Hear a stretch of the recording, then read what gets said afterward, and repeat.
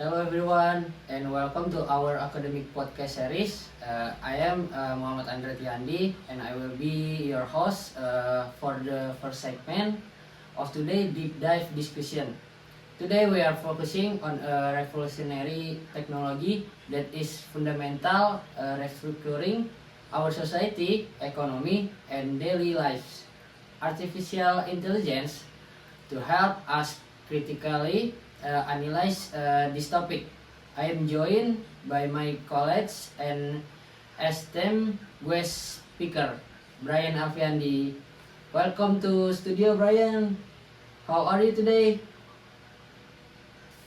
Hello Andra Tiandi, I am doing very well, thank you. It is a genuine privilege to be here. Artificial intelligence is arguably the most defining technological advancement of the 21st century. And I am very excited to unpack its complexities, both the incredible potential and significant risks with you today. Let's start from the very beginning to establish a clear foundation for our listener. The term AI is often thrown around in movies and pop culture, usually depicted as conscious robots trying to take over the world. But in a strict academic and computer science context, how do you define artificial intelligence? That is a very important distinction to make in academy. Artificial intelligence does not mean a robot with human feelings. It refers to the simulation of human cognitive process by machine, specifically computer system that involves tricky process learning, reason, and self-correction. Right now, what we are experiencing is called slow AI or weak AI. This means the AI trained to perform one very specific expectationally well. For example, the algorithms that recommended video on YouTube, facial recognition system on your phone, or software that analyze financial markets. We are still far away from artificial general intelligence where a machine process human level cognitive flexibility and consciousness. That makes a lot of sense. So, it is about specialist efficiency rather than actual consciousness. Looking critically at its current implementation across various sectors, where do you see AI making the most profound positive impact? Without a doubt, I will highlight the medical and healthcare sectors.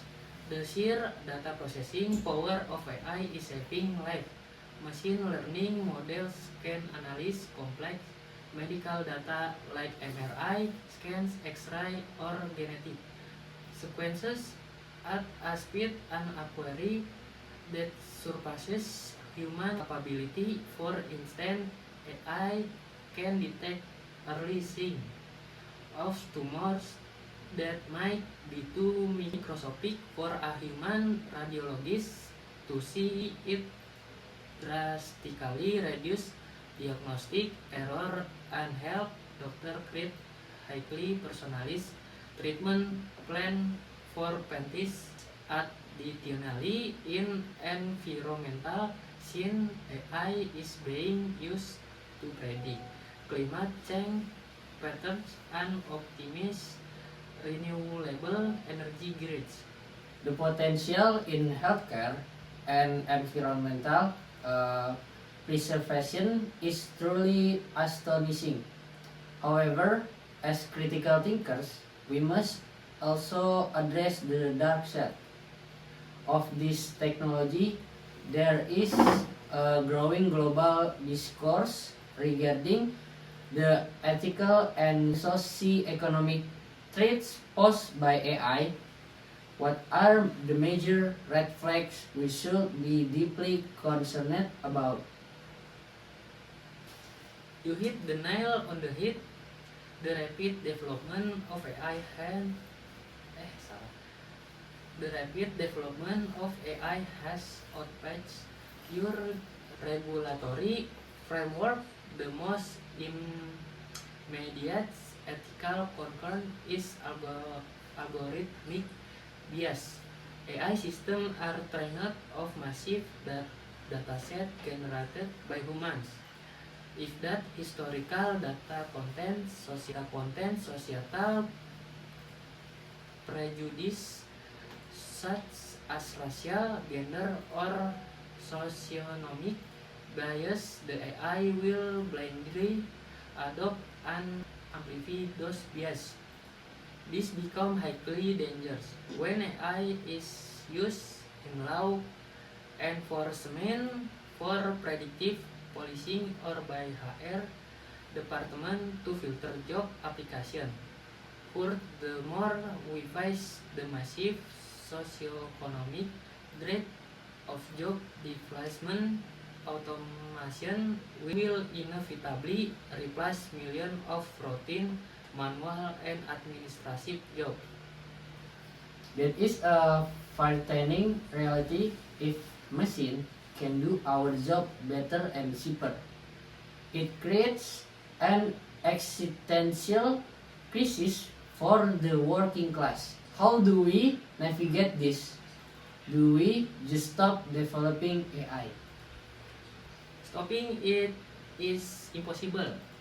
At this point, it is a global unrest.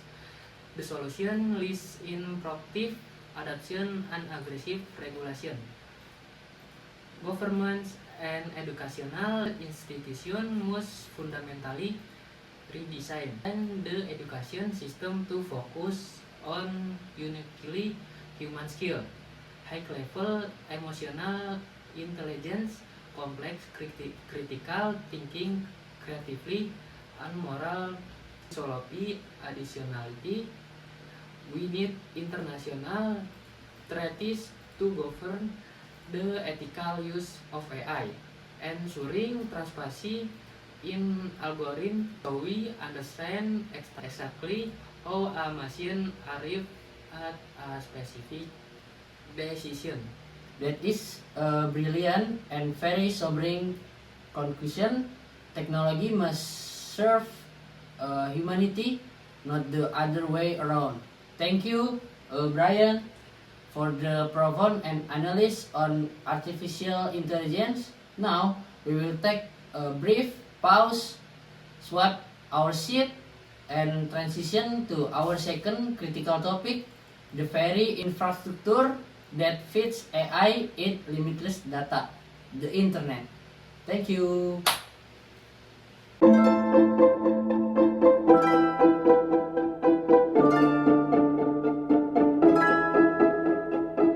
Welcome back to the second half of our podcast episode. I am Brian Afiandi, taking over the microphone as your host for this segment in the hot seat right now. Is my colleague Andra Tiandi. In our previous segment, we talked about AI, which release on an unimaginable amount of data. This data flow through the topic of our current discussion, the internet. Andra Tiandi, welcome to kick things off. How do we critically define the internet beyond just a tools we use for social media? Thank you for the warm welcome, Brian.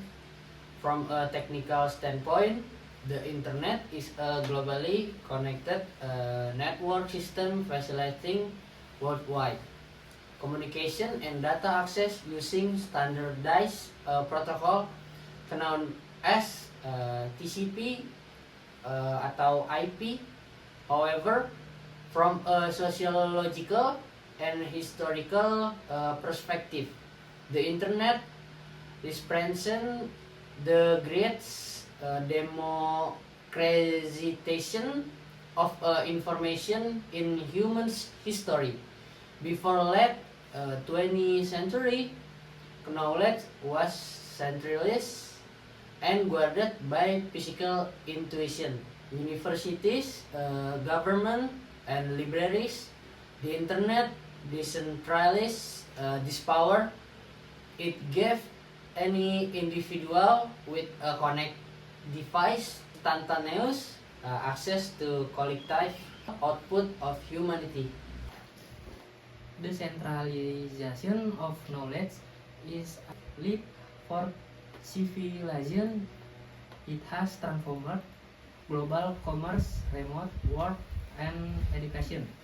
But let's play the devil's advocate. Here we are academics, and we must subtinize the flow. Has this absolute freedom of information exchange been entirely beneficial?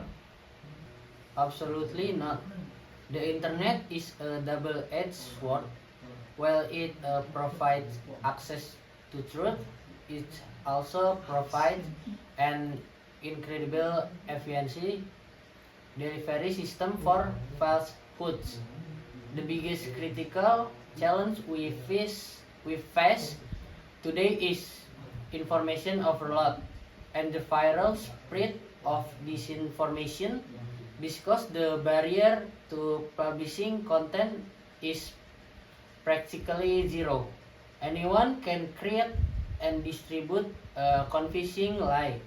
The responsibility of fact checking has been completely shifted from professionally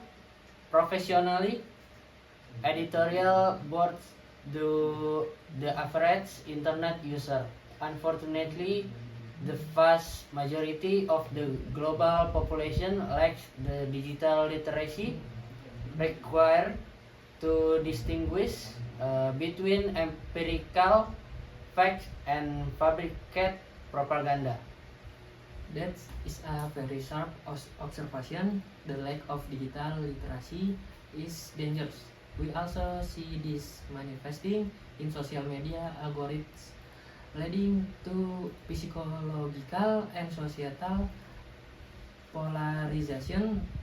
Can you elaborate on the concept of echo chamber and how the structure of the internet facilitates them? Certainly, the modern internet is largely controlled by a few massive tech corporations whose primary business model is attention engineering. They want to keep users online as long as possible to sell advertising space. To achieve this, their algorithms curate content specifically tailored to confirm user pre-existing belief and bias. This creates an echo chamber. If you have a specific political view, the internet will only show you article and video validation that's exact view. While activate this creates an echo chamber. If you have a specific political view, the internet will only show you article and videos validating that exact view, while actively hiding opposing perspective. This destroy health societal debate because people are essentially living in entirely different subjective realities. It is terrifying to think that our realities are being manipulated by hidden algorithms designed purely for profit. Speaking of profit, we cannot discuss the internet without touching on the concept of surveillance capitalism and cybersecurity. How critical is the issue of data privacy today? It is arguably the most pressing human rights issue of the digital age. When we use free internet service, we are the product. Every click, every search, every location we visit is harvested, aggregated, and sold as behavioral data. We have surrendered our right to privacy for the convenience of using Google Maps or social media. Moreover, the massive centralization of personal data make us incredible vulnerable to cyber attack, identity theft, and even state sponsor espionage. So, considering all these several complexities from the information to privacy loss, what is the path forward? How do we fix the internet? The solution requires a multifaceted approach. On a technological level, the push towards Web 3.0 and blockchain technology aims to decentralize the web and return data ownership back to the user. On a legislative level, we need aggressive, unified global policies to regulate tech monopolies and enforce strict data protection laws. Holding corporations accountable for data breach, but ultimately, the most powerful defense is education. We must implement rigorous digital literacy and critical thinking programs in school globally, ensuring the next generation knows how to question, verify, and protect themselves online. A truly insightful and holistic conclusion, the internet is the most powerful tool humanity has ever built, and we must learn to master it before it masters us. Thank you, Andra Tiandi, for bringing such profound academic depth to this condition. Thank you for having me, Brian. It was a fantastic discussion. And with that, we conclude our special project podcast. We have critically analyzed the vast potential and ethical pitfalls of artificial intelligence, as well as the democratizing power and psychological dangers of the internet. We hope this episode has challenged you to think more critically about the digital system that govern our life. Thank you for listening and have a great day. I just had to let you know you're